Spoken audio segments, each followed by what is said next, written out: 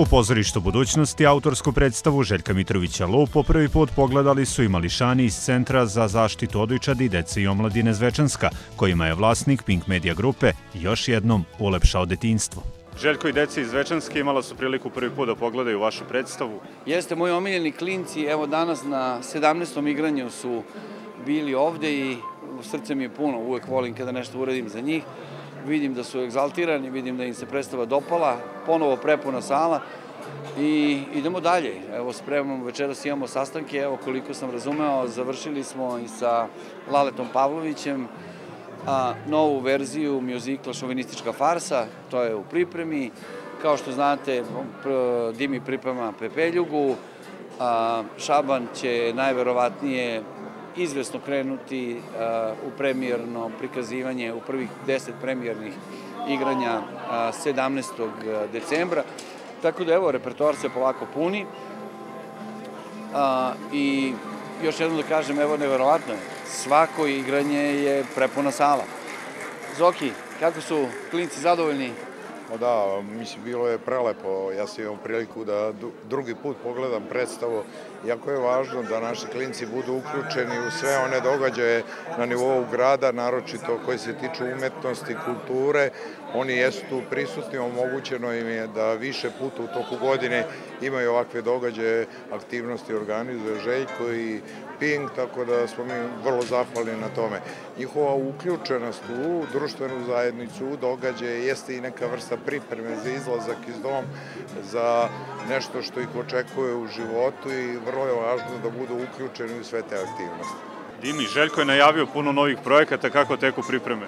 Teku, evo, iz projekta u projekta idemo, tako da Pepeljuga, premijera 1. mart, Šaban igramo od kraja decembra. Teatar.odeon.rs možete kupiti karte, imamo Lua sad 14. i onda 16. i 17.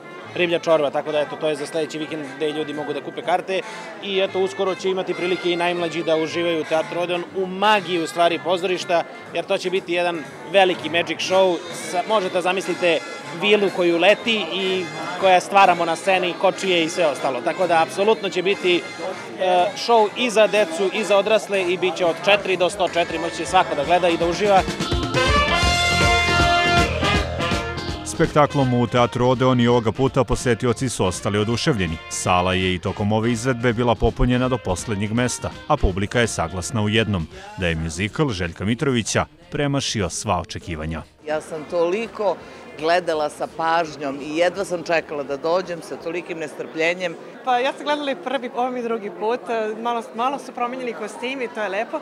Inače sam kostimograf po struci i fenomen, stvarno nemam nečiti. Meni se baš dopada. Super, ja. Hoćete doći ponovo možda? Naravno. Uvek kad imam vremena i kad sam slobodan doći ću. Efekti su stvarno sjajni, mislim da su i tačke dobro pripremljene. I muzika Olivera Mandića i Ekaterine Velike, sve je super.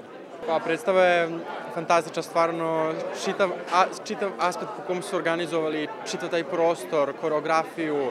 Predstava je super i mislim da je ovo nešto što nije viđeno na našim prostorima do sada i stvarno sve pohvale za predstavu.